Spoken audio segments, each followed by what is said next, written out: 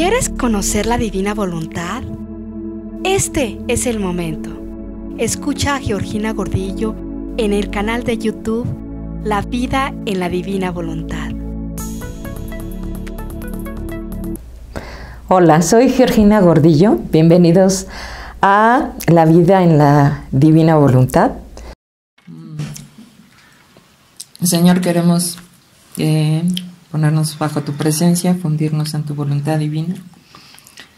Y te pedimos, te rogamos que nos hagas partícipe de tu pasión, de tu vida, de tu amor. Nos vaciamos de nosotras mismas para disponernos a vivir toda esta pasión junto contigo y amarte y corresponderte con el mismo amor con el que tú nos amas. Amén. Amén. De lo del pecado. Porque muchas veces son cosas que ya hacemos así como actos cotidianos, ¿no? Sobre todo los veniales. Entonces, estar alertas. Y eso es lo que a mí me cuesta trabajo, me distraigo mucho.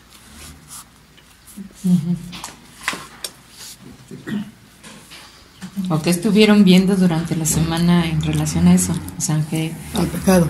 Ajá. Para mí es el estarme constantemente guerreando, o sea, sí lo que he visto esta semana, y ocuparme de amar a Dios. Cuando me ocupo de amar a Dios, tengo más posibilidades de no caer. Eso es lo que yo estoy viendo en esta semana. Esa es la base. Sí. Amar a Dios. Sí, la atención En el amar a Dios. ¿no? La atención en no pecar, pues evita que uno se vuelva de los pecados, porque no hay pecado, no hay dolor. Exacto. ¿Tú nos quieres compartir algo? Es que tengo aquí, pero no me acuerdo exactamente. Yo hace rato lo venía analizando, pero ahorita se me olvidó. Pues nada más que me acuerdo, sí lo vi. Nada más que me acuerdo. Se me olvidó. ¿Ustedes? Pues yo, como decía antes, entre más amas a Dios, menos te fijas en ti mismo, y se te hace más fácil dejar de pecar, porque lo que quieres es complacerlo y darle gloria y estar más cerca de él, ¿no?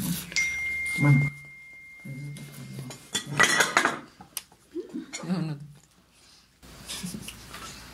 Yo estaba también meditando, en eso de que cuando uno está atento a no pecar, pues no hay dolor, ¿no? Entonces, eso es muy importante.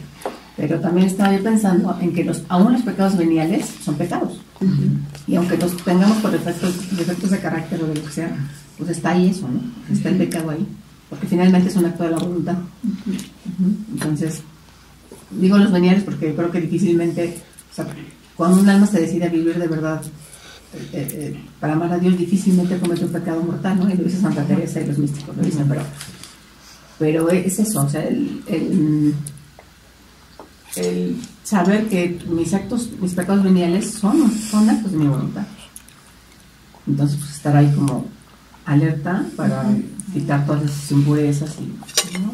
Estar pensando más en Dios, pensando más en sus cosas que en las propias. No, y si Dios te pone eso es para que te vayas santificando, te da la gracia de observarlo, de rectificarlo, y de saber por qué tienes esa tendencia, ¿no? Ya me acordé. Sí, pues, lo importante yo creo es practicar la virtud. Sí. Es lo importante. De la atención a no pecar, ¿no? También. Sí. La virtud en cuanto a hacer el acto contrario. Ajá, exactamente. ¿Y tú? Bueno, a mí lo que me sigue trayendo aquí, lo que sigo así meditando mucho, es el hecho de, a pesar de que uno haya sabido que uno peca, no sabe uno exactamente quién peca, si el cuerpo o el alma. Entonces, a mí lo que así como un parteaguas para mí, fue el hecho de cuando el Señor dice que cuando Adán pecó, fue su alma la que pecó. su alma, porque el alma o la voluntad del hombre está en el alma. Y entonces eso fue para mí así como el saberlo, y todavía lo sigo así como que digo, o sea, ahora cada vez que le enseño a mi hija en cuestión algo del pecado o algo de religión, el hecho de decirle, hija, pero a ver, o sea, tu cuerpo es el que hace el acto, pero en realidad de donde sale el pecado es del alma. Entonces, de donde se concibe es del alma. Entonces, o sea, no es en realidad el cuerpo el que lo concibe, el que lo piensa, sino es el alma, y eso para mí ha sido como que algo así muy importante saberlo, porque pues siempre te dicen, cuando peques, y tu pecado mortal y tu pecado venial y bla, bla, bla, pero nunca te dicen así. Aquí como que el Señor cuando le explica a Luisa, así como que lo divide y dice, a ver, es el alma el que cometió el pecado. La consecuencia pues se ve en el cuerpo. Entonces eso para mí, y lo sigo meditando, y para mí ha sido muy importante porque como que me ha abierto otras puertas. He analizado otras cosas y como que ahora el leer, ya leo diferente, los libros ya los leo diferentes, porque ahora ya lo leo con otro enfoque, ya no como antes, de que leía, pues que pecaste y eso, no, y ahora, no sé, como que algo vino en mi interior, como que algo diferente me abrió, y bueno, pues eso para mí ha sido, y toda la semana yo he estado medite, y para mí ha sido eso así como, así me abrió muchas puertas, me abrió mucho panorama el saber eso. No, y sí se manifiesta en el cuerpo, porque en uno de los videos que vi que habla en una santa que habla del purgatorio, cómo veía a los pecadores según sus pecados. Claro. Cómo se va volviendo monstruoso. Sí, porque la realidad es que la voluntad arrastra al cuerpo, porque somos una unidad.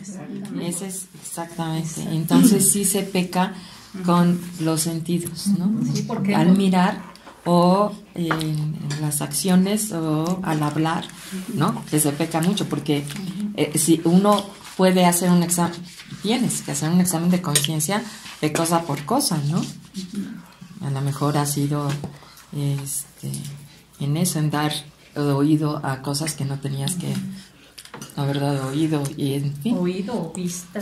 Lo que pasa es que todo está dirigido por la voluntad, por el alma, y comienza de ahí y te mueve. Es una unidad, sí, pero en un momento dado, claro, por eso es que todo el centro es la vida del hombre reside en la voluntad. Entonces, para hacer el bien o el mal, para odiar o amar, todo. Entonces, bueno,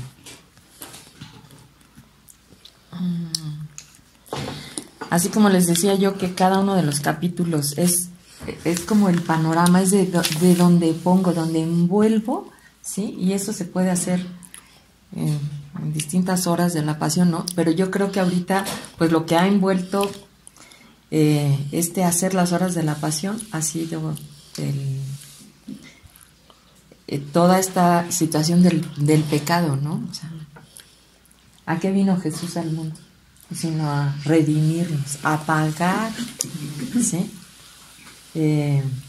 Lo que nosotros debíamos para rescatarnos, para librarnos y quitarnos, efectivamente, limpiarnos y darnos la vida de salvación, de redención, de quedar salvos, ¿no?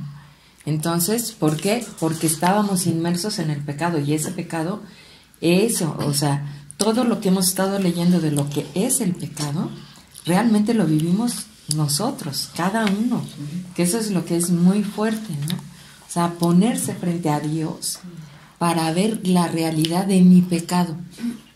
¿Cuál ha sido mi pecado? Por eso nuestra vida la tenemos que poner ante nuestro Señor, ¿no? A la luz de toda esta realidad. Irnos por épocas, ¿no? Mis 10 primeros años, de mis 10 a mis 20, ¿no? Esos. ¿Qué faltas graves recuerdo? ¿sí? Esto. Y al mismo tiempo, ¿cuál es el espejo? Es Cristo. Es a Él a quien he ofendido. Porque Él durante toda mi vida, ¿sí?, estuvo junto conmigo. En el momento en que uno pecó, no está solo, ¿sí? No. Él está ahí presente. Y a quien estás hiriendo y a quien estás lastimando es a Él. Quien ha pecado eres tú, no otro más. No es el pecado terrible, espantoso que vemos, ¿no?, en toda la humanidad. Es el tuyo. Y tú lo crucificaste. Tú le pusiste esas cuerdas. Tú hiciste que se cayera, que no pudiera dar el paso, ¿sí? Y eso mismo, al mismo tiempo que tú le vas haciendo eso a nuestro Señor en ti mismo, ¿sí?, vas viendo además las consecuencias de ese pecado, porque efectivamente esas cuerdas a ti te fueron obscureciendo más. Caíste en ese pecado, te van obscureciendo más y no te dejaban a ti caminar. Pero a Él, ¿sí?, tú se las pusiste. Tú dices, oye, yo sigo mi vida, ¿no?, viviendo esto y el otro, y Él está ahí. Mientras tú caes, mientras tú pecas, ¿sí?, Él amorosísimamente está contigo. Y está diciendo, sí, te veo que estás envuelto por el pecado, que no puedes caminar, que primero son cadenas de hilo, de cuerda, ¿no?, y cada vez se hacen más fuertes, pero yo estoy ahí. Y la cuestión aquí es eso, ver nuestra vida, porque ¿cuántas veces no nos dimos cuenta que estaba ahí? No puedo decir cuántas veces, en realidad. Siempre está. Siempre ha estado, pero no teníamos la conciencia, el conocimiento de qué modo estaba y cómo había estado desde el principio, desde que fuimos concebidos y nacimos.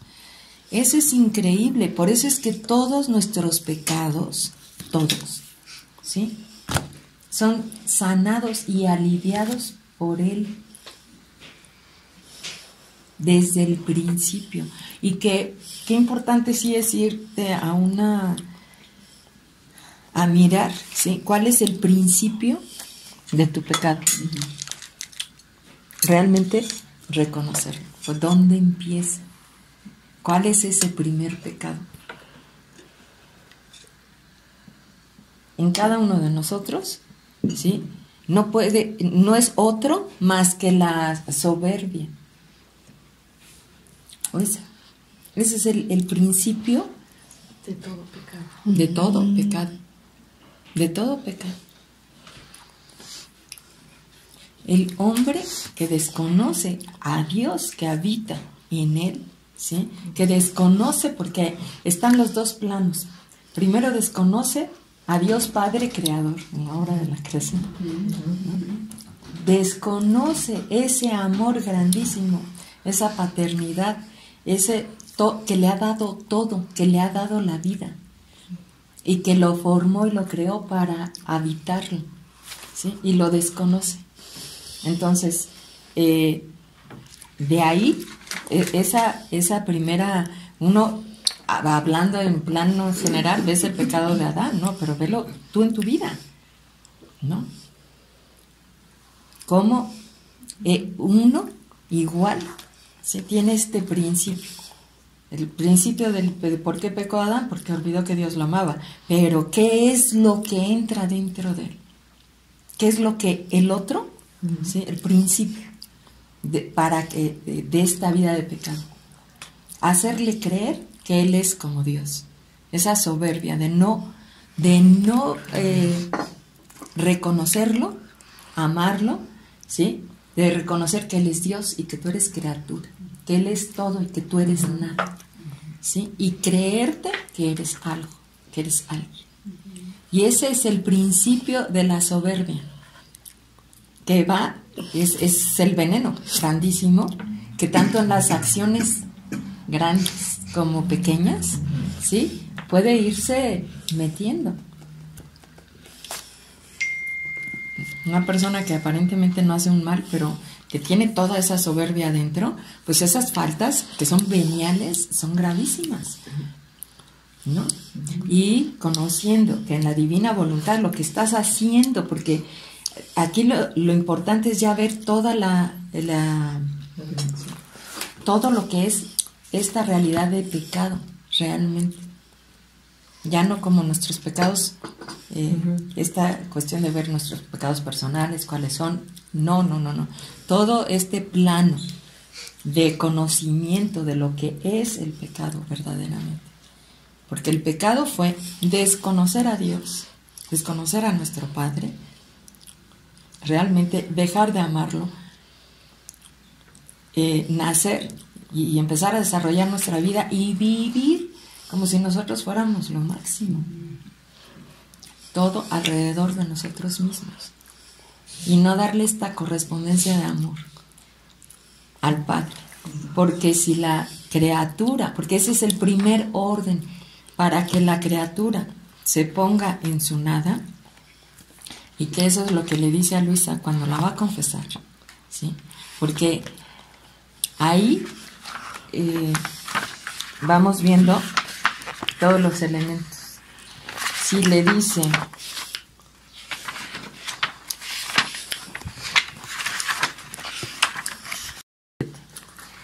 ¿de qué volumen? es volumen 1, pero no tiene.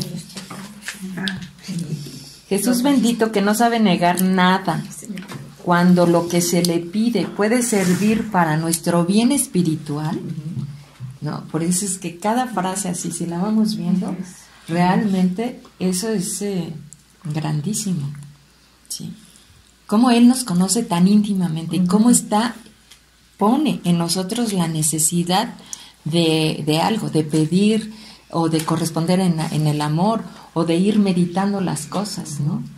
Porque tiene esta relación, y cuando ve que el alma realmente quiere y se siente necesitada, ¿sí?, de toda esta vida sobrenatural, de esta vida, de su vida divina, de su vida de amor, de la vida espiritual, entonces, ¿sí?, Él, que es el que ama primero, ¿sí?, y pone, y que nos busca primero, hace que nosotros lo busquemos, pero tiene que haber esta necesidad de la criatura, ¿sí? Por eso el miércoles de ceniza, ¿sí?, las oraciones son así, de un ruego profundísimo de la criatura, ¿sí?, para reconocerlo como Dios creador, como Dios redentor, ¿sí?, y que se tiene esta necesidad imperante porque de ser perdonada, porque su pecado ha sido la tragedia y la catástrofe más grande que pueda haber. Entonces, conociéndolo, pide y ruega: Señor, presta tus oídos a nosotros, ¿sí? Libéranos de nuestro pecado, porque el pecado es lo único que nos ha hecho estar a distancia de ti, y porque y la otra cuestión, ¿sí?, es porque te he lastimado directamente, y ese tiene que ser el dolor más grande y más profundo de la criatura.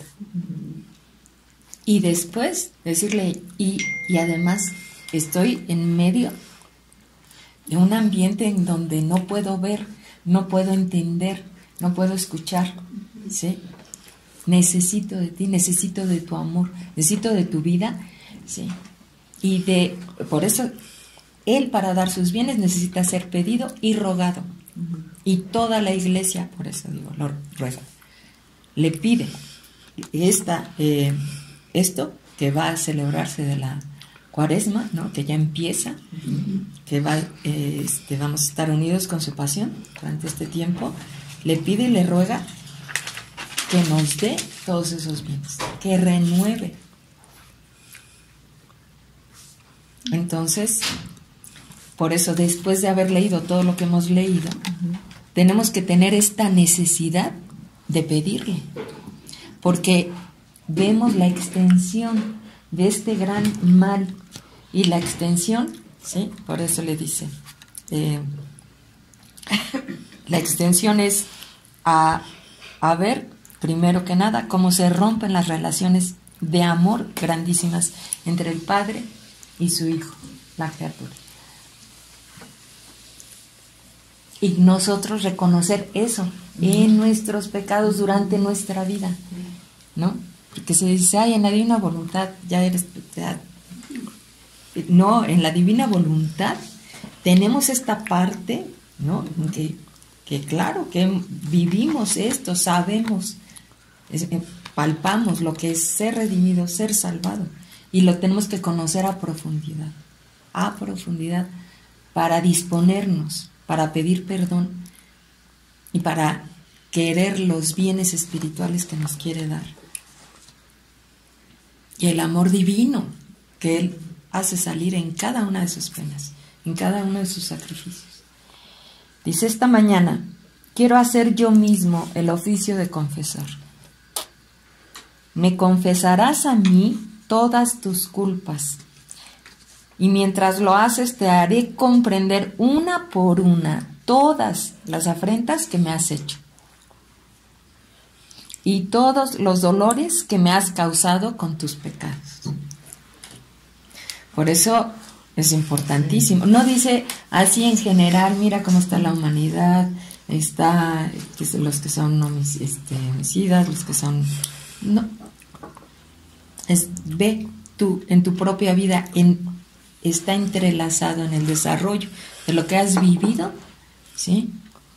Quiero que mires cómo lo que has hecho en mí, lo que tu pecado me produjo. Y ahí es donde entra el corazón contrito, ¿no? Es lo que provoca el corazón contrito, eso, ¿no? Ese dolor, mirar. Ese mirar. Ajá. Que el corazón contrito, o sea, de inmediato tú puedes poner esa disposición, decir, vengo con el corazón contrito, ¿sí? Pero que se va dando, porque está la disposición al estar frente a Él y reconocer toda esta cosa terrible de lo que ha sido tu pecado personal, concreto. Nadie más lo puso en esa cruz más que tú. Pues me trae a colación lo que el otro día... No. Lo que el otro día leía, de que el Señor personalmente, cuando Él estuvo en su pasión, personalmente cada uno nos iba llamando a cada uno de nosotros a darle su cachetada, a ponerle la corona, a darle su latigazo, y de los 3 tipos de látigo, o sea, en cada cosa donde Él sufrió, nosotros asistimos en cada uno de esos tormentos. Entonces para mí así como así se me arrugó el corazón. Claro. Es que es lo que las horas de la pasión, bueno, hacen al alma, el que te des cuenta que esa pasión fue hecha por ti solo. Ajá. Y haces toda esa catarsis de tu vida, de tu propia vida, delante de Dios. Entonces por eso te viene la gracia de el corazón contrito, y que el peor infierno es estar lejos de Él.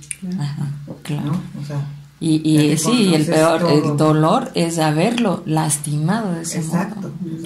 O sea, poder separarte de esa unión que le costó tanto a nuestro Señor por ti y todo lo que le ocasionaste. Ya el hacer cualquier pecado, ya lo ves con esa dimensión. Con esa dimensión, exacto. ¿No? Bueno, para mí. Sí, claro. Sí, que eso es, exactamente. Ya lo ves con esa dimensión.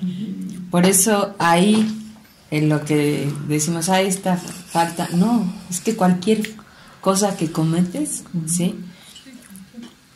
Claro, lo pones fuera, lo haces callar, lo flagelas, todo. Es por eso que nos causa tanto dolor y llanto ver su pasión, ¿verdad? Porque puedes ver que a una persona la estén martirizando, algo así, dices, ay, Dios mío, pobre gente, cómo se atreven, ¿no? Pero no sale ese dolor y ese llanto, ¿no? Cuando estás viendo la pasión. Así es.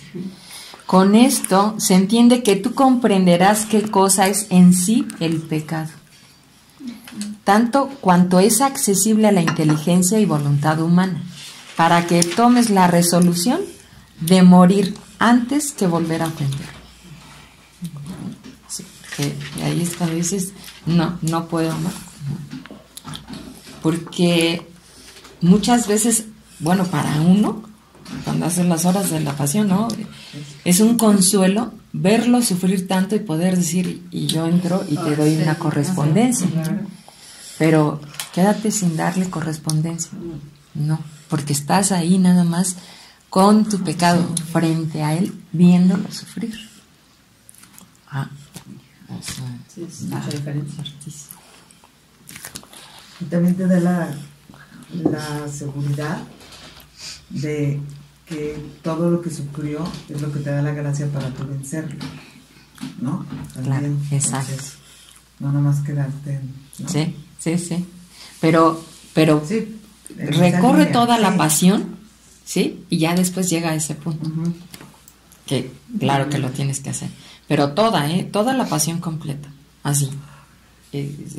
Nada más, ¿no? Que la vaya uno recorriendo. Todo, hasta que está las 3 horas extendido en la cruz y que pronuncia las 7 palabras, todo. Porque es una pasión completa. Entonces, para que así pues entra en tu nada. Considera un poco que la nada se ha puesto contra el todo y que el todo habría podido hacer desaparecer de la faz de la tierra a la nada. Eso, y además esto es lo increíble. Por eso, para que tengas una realidad de dónde empezar a tener la luz para ver todo completo, ¿sí? Reconoce, ponte en tu nada. ¿Y qué es la nada? Nada. Miseria. La nada es este reconocimiento, o sea, Dios es el Padre y Creador. Él es el que da la existencia a todas las cosas, ¿sí? Y porque de Él brota y tiene la potencia para crear, ¿sí? Él que sí es el todo, me da a mí la existencia. Yo a mí no me la doy, no soy nada, no tengo nada para darme a mí mismo. Todo lo tengo vinculado a Dios Padre, Creador, que me ha dado esta existencia, que me la conserva, que me ama en cada una de las cosas de la creación, que me dio su misma vida divina. Ay, además, conozco con plenitud. Y entonces digo, yo por mí mismo no me puedo dar nada. No soy nada. No soy más que recibo del todo, que es el Creador y que es mi Padre. Además es mi Padre amorosísimo, que me ha dado la existencia, que Él es el todo en el modo más amoroso que puede haber. Y yo me puse en contra de Él. Para que tengas, o sea, entonces ahí son los dos planos. Estamos ante Jesús, ¿sí? Y como criatura me tengo que hacer esta realidad porque soy criatura de Dios, hijo de Dios, ¿sí? Y como tal, desde ahí, conociendo la verdad de lo que soy, la verdad de lo que es Dios y de lo que me ha dado, entonces puedo aumentar igual la dimensión de lo terrible que ha sido este rechazo de su vida divina. Que no, por eso es que no, es una cosa terrible el pecado. Porque por eso desde el principio no es que se va pasando, no. Entra en tu nada, considera un poco que la nada se ha puesto contra el todo. Y es que además, por eso, esa es la realidad. Se pone contra Dios y rechaza a Dios. Y Dios, ¿sí?, que está en ti, por el acto de creación y conservación, no te deja. Porque si Él nos dejara, si dejara de amarnos, ¿sí?, entonces, no, porque es esta cosa de la creación está viva porque está el acto creante de Dios cuando la creó y la conservó y la sostiene, la mantiene. Y nosotros como criaturas igual. El acto creante y conservante de Dios me sigue amando, dando la existencia, la vida para que yo desarrolle mi jornada aquí en la tierra y tenga la oportunidad de conocerlo, de amarlo. Y no nada más lo rechazo a él, ¿sí? Porque tengo ese acto por creación, pero tengo el acto de la redención. La vida y la pasión de Jesús desarrollada por mí, por mi propio pecado. Entonces, es un rechazo hacia el Padre como criatura, que no soy nada, que me atreví y directamente tengo dentro de mí a Dios mismo, Jesús, a quien le inflijo todo esto, porque ¿en quién se ve este rechazo directo? Pues en Jesús. Jesús vivió nuestra vida por cada uno de nosotros, nos puso dentro para redimirnos, rescatarnos y ponernos al seguro y devolvernos todos los bienes, y está este rechazo continuo. Entonces, son las dos maneras de mirar la inmensidad de cómo efectivamente la criatura se pone contra Dios dentro de sí mismo. Dice: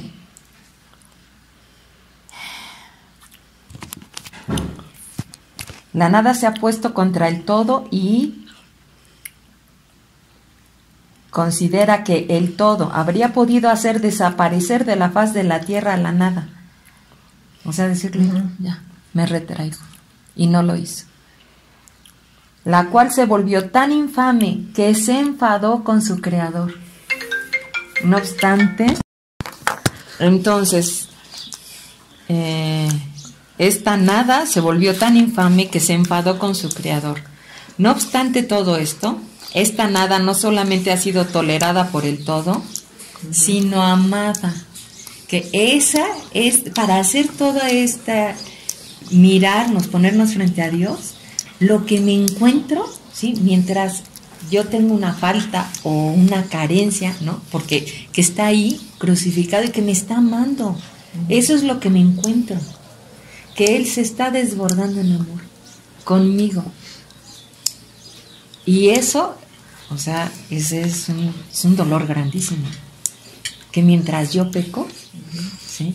Mientras obro para mí mismo, y a Él lo hago a un lado, ¿sí? Él está ahí crucificado y me sigue amando. Me sigue amando. ¿Puedo decir algo de la nada?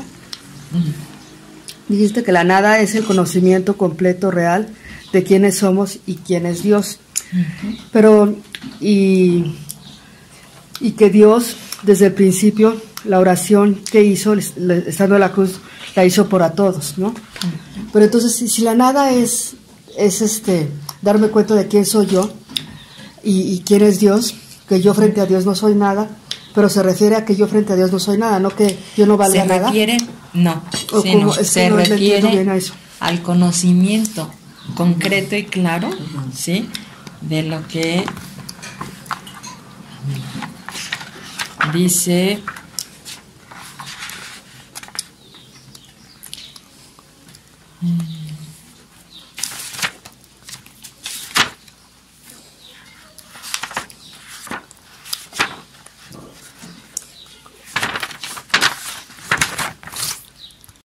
que la nada es eso, o sea, que te reconozcas, o sea, como dice el Salmo 51, es a la nada que se refiere Dios, ¿no?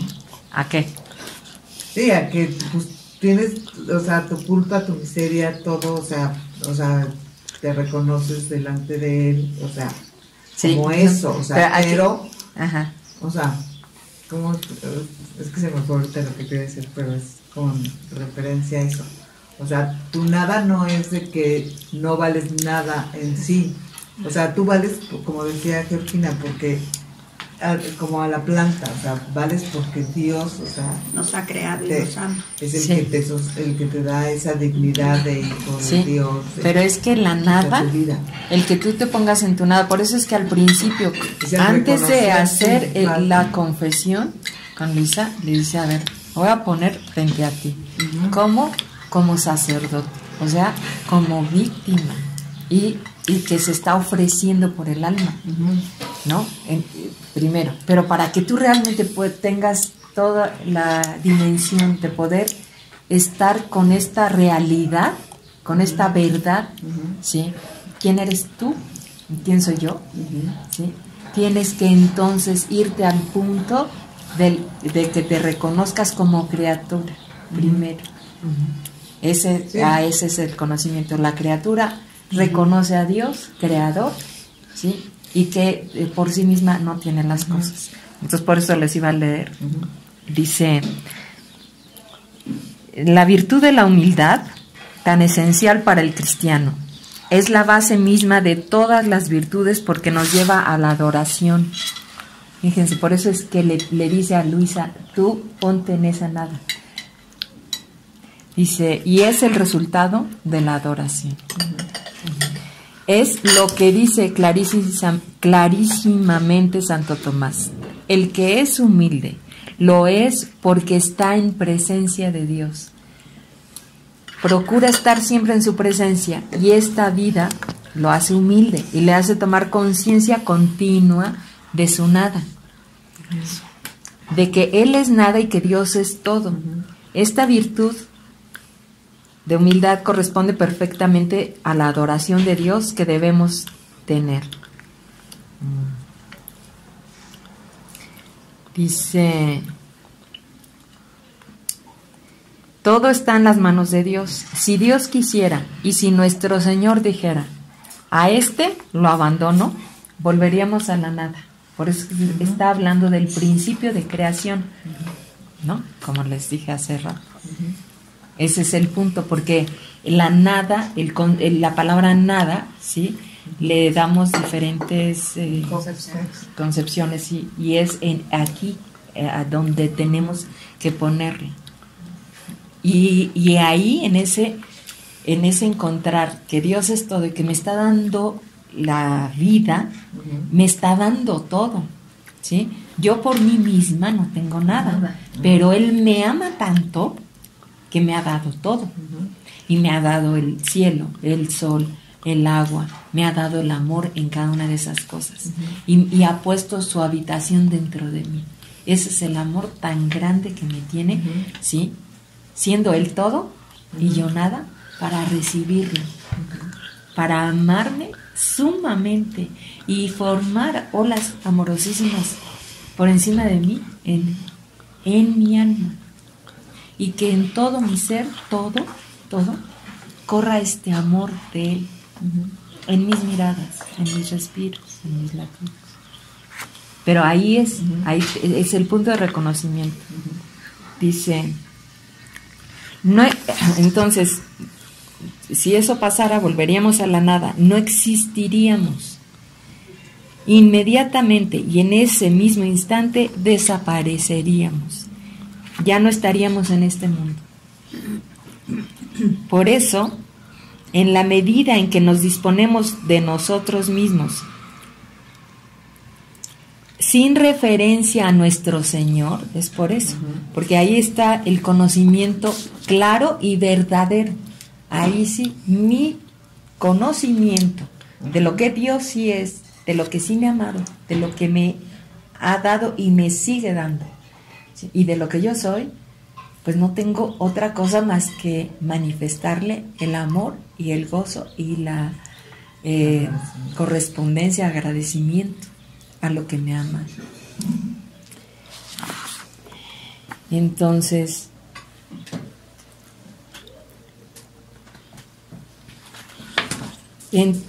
por eso, en la medida en que no hacemos referencia a nuestro Señor, de esto vivimos en la ilusión, vivimos en la irrealidad, en la no verdad.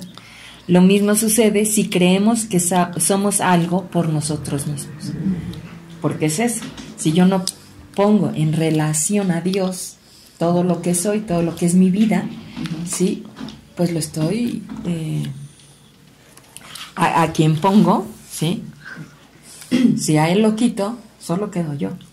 Y me pongo yo. Y creo entonces que yo soy algo. Esa ilusión se llamaría soberbia. Exacto. Es soberbia. Exacto. ¿Qué es la soberbia? Es el principio del pecado. ¿Sí? Y ese principio de la soberbia empieza, pues, desde que somos muy chicos. Desde que tenemos uso de razón. Uso de razón y de nuestra voluntad, ¿sí? Y empezamos a obrar y a vivir para nuestra voluntad, ¿no? Entonces, pero, bueno, si fuéramos algo por nosotros mismos, seríamos Dios. Porque si nos diéramos, aunque solo fuera una partecita de nuestra existencia, nos la daríamos siempre y la habríamos tenido siempre, y por consiguiente seríamos Dios.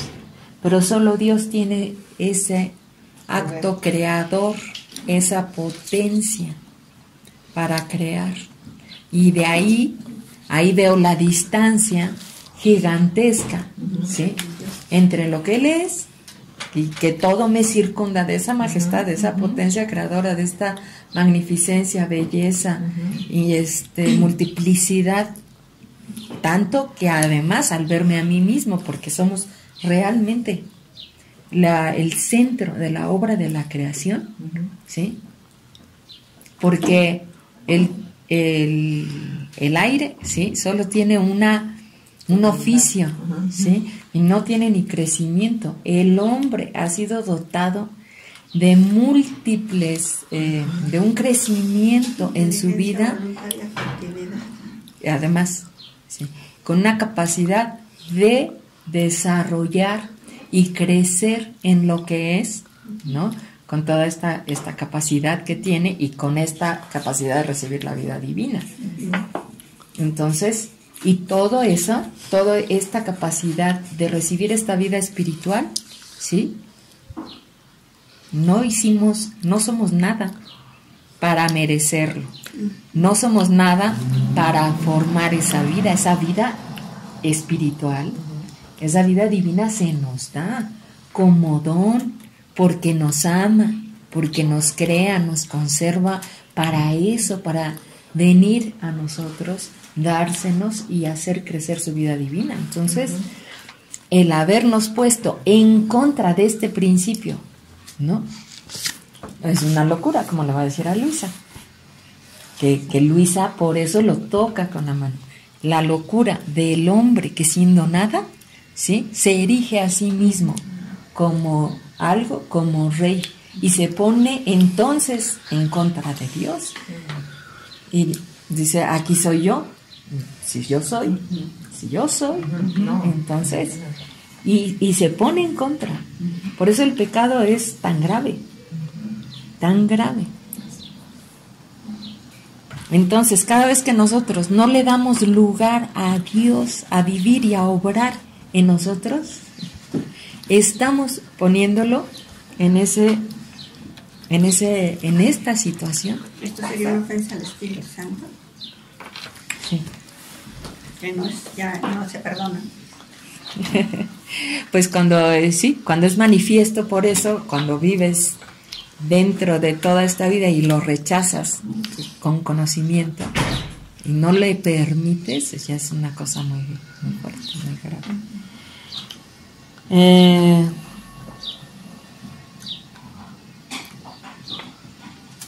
El simple hecho de que no podemos darnos la existencia prueba que no nos viene de nosotros, sino que proviene de otro. Es decir, de nuestro Señor, de Dios. Por eso, si el hombre, podríamos decir, fuera suficientemente inteligente, ¿sí? Se postraría y reconocería. ¿Sí? Y ahí, por eso, más que decir que es inteligente, tendríamos que decir si fuera suficientemente humilde y viera las cosas con claridad y realidad, se postraría ante Dios, porque la misma creación te rebasa, el poder de Dios te rebasa y te está diciendo de dónde viene todo lo que eres tú en tu existencia y todos los bienes que recibes. Entonces, la virtud de la humildad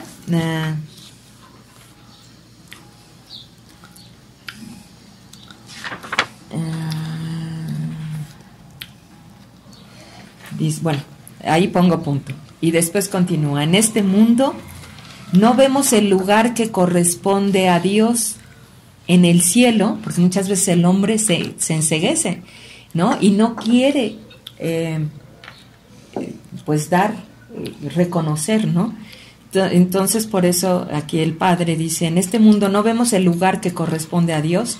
En el cielo nos daremos cuenta de que nada, realmente nada, subsiste sin Dios. Y que por eso las criaturas no son nada con relación a Dios. Y que sin Él no son absolutamente nada. Y con Él somos todo. Por eso es que vino a dar toda su vida por nosotros, a derramar toda su sangre y a participarnos de toda su vida y santidad, y con la finalidad de llevarnos al cielo y vivir ahí perennemente para la eternidad, alimentándonos de esta vida divina y recibiéndolo todo continuamente. Porque ese es el don más grande que Dios nos da a todos. ¿Cuánto no nos ama?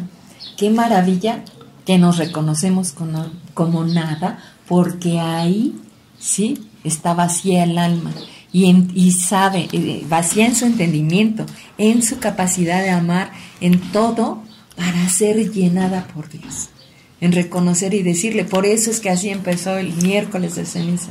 Señor, yo soy nada, tú eres todo, tú eres el único que tiene poder de redimirme, de salvarme, porque ni aunque me duela por haberte ofendido, ¿sí?, podría yo obtener la gracia de ser curado, de ser sanado, de ser salvado y redimido.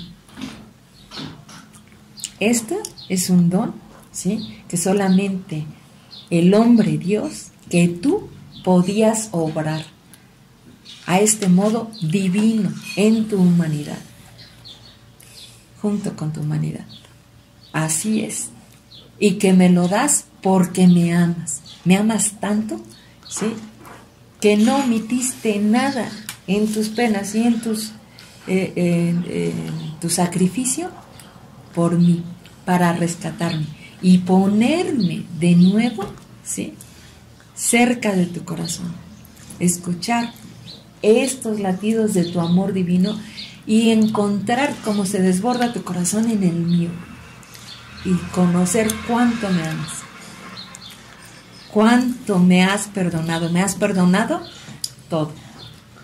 Todo me lo has perdonado.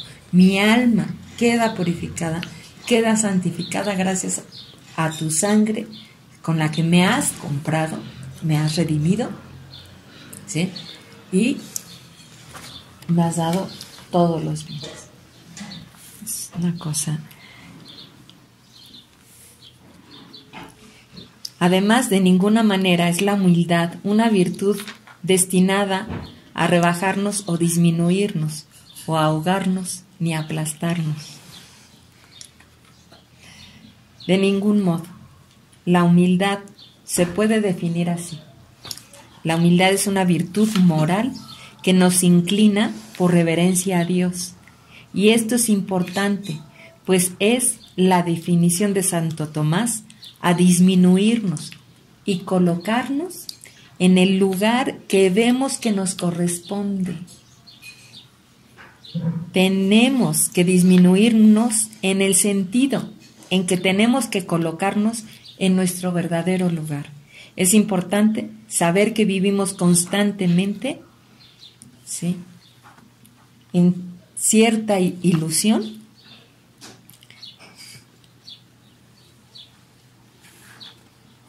y que tenemos que quitarnos de esa ilusión de lo que no es verdad, sino estar ahí firmes en el lugar en el que sí es. Por eso dice el Padre, continúa, dice, por eso meditemos en estas palabras. Colocarnos en el lugar que vemos que nos corresponde.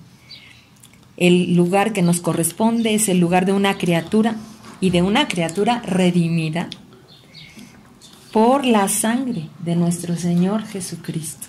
Por lo tanto, tenemos dos vínculos profundos con Dios.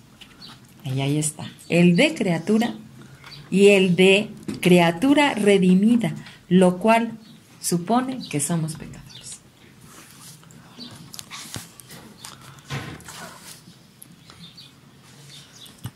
Y entonces,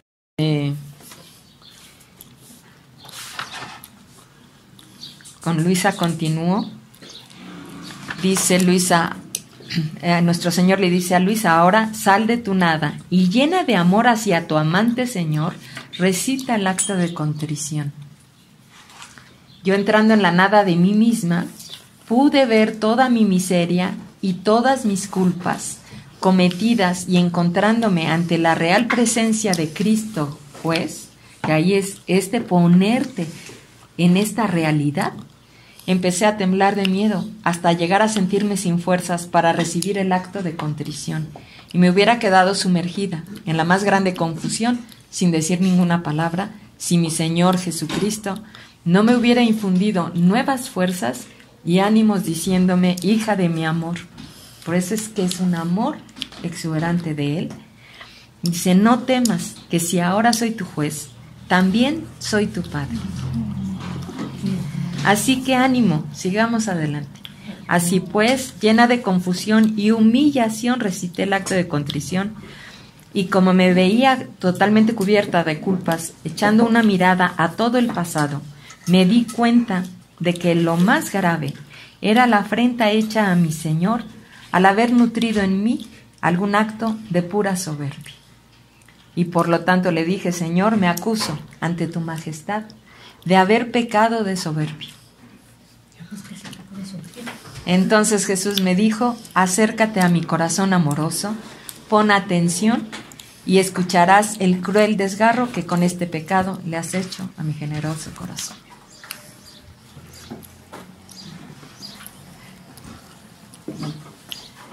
Y yo temblando acerqué mis oídos a su corazón, pero ¿quién puede decir lo que sentí, lo que comprendí en pocos instantes? Mi corazón, temblando de amor, comenzó a latir tan fuerte que a mí me parecía como si me hubiera querido romper el pecho, y de hecho luego me pareció que se rompía por el dolor y que haciéndose 1000 pedazos quedaba casi destruido. Y después de haber sentido todo esto, exclamé varias veces, qué cruel es la soberbia humana, que si le fuera posible, llegaría a destruir al mismo ser divino. Entonces, hasta ahí lo dejo. ¿Sí? Bueno, por eso lo que vemos aquí, ¿no? Que nuestro Señor le hace tocar a Luisa mediante esta confesión que ella tiene, que se pone ante Dios, reconoce su nada, quién es Dios, cómo la creó, cómo la amó, ¿sí? Y cómo la criatura con el pecado empieza este pecado por la soberbia, por creerse más que Dios y ponerse en contra de Dios, ¿no? Entonces, por eso es que ella ve que el pecado más terrible es la soberbia humana, ¿no? En donde si le fuera posible llegaría a destruir al mismo ser divino. Y entonces, por eso, para terminar, continúa el Padre diciendo, nosotros, ¿sí?, somos criaturas. En la medida en que ahondemos la noción de criatura, en esa misma medida nos pondremos en nuestro verdadero lugar ante Dios. Y entonces Luisa, ¿sí?, que sigue haciendo esta confesión que dura 7 horas, ¿no?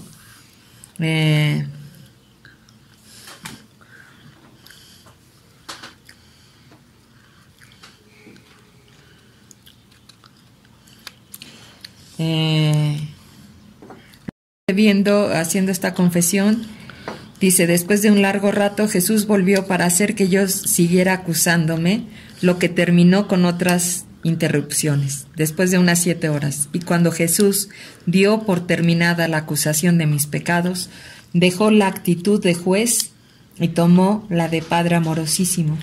Y como yo me había reducido al extremo, acabándose mis fuerzas y mi vida, por el dolor que sentí a causa de las ofensas hechas a mi Dios, y más aún por haber comprendido que mi dolor, por más que haya sido grande, no era suficientemente grande para dolerme como convenía, Jesús entonces, para darme ánimo, me dijo: quiero suplir por ti, aplicando a tu alma el mérito de mi dolor sufrido allá, en el huerto de Getsemaní.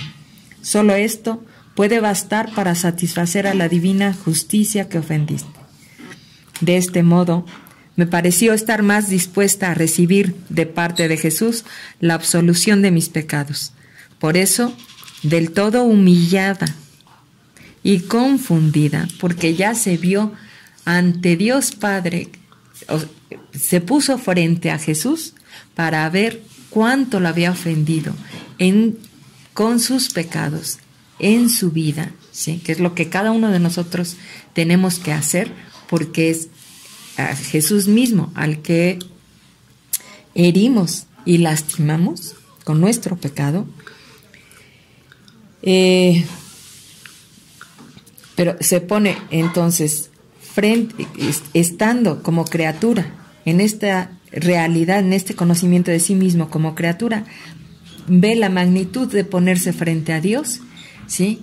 Y se duele de su pecado, de haber ofendido a Dios, de haberlo crucificado y de haberlo puesto a distancia de ella. Y ahí, de todos modos, al dolerse, ve que no es suficiente su dolor, sino que por eso nuestro Señor le dice, para satisfacer, ¿sí? Le dice Jesús, le dice: hija mía, quiero suplir por ti, aplicando a tu alma el mérito de mi dolor sufrido allá en el huerto de Getsemaní. Solo esto puede bastar para satisfacer a la divina justicia que ofendiste. Entonces,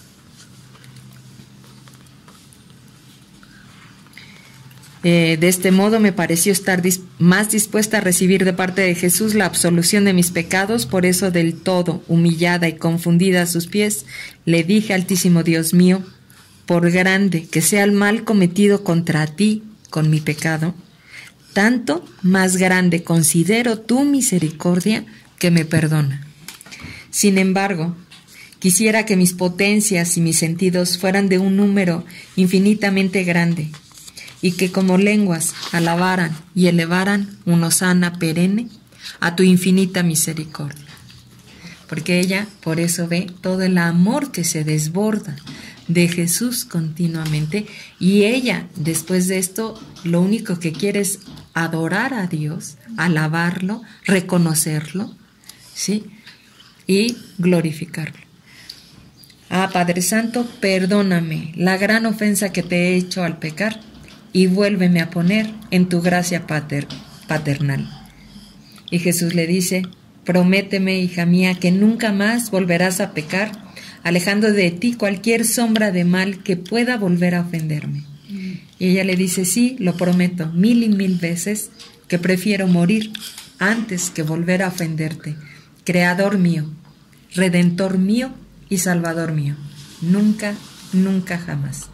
Jesús entonces alzó su diestra bendita y pronunció las palabras de la absolución, haciendo correr en mi alma un río de su preciosísima sangre.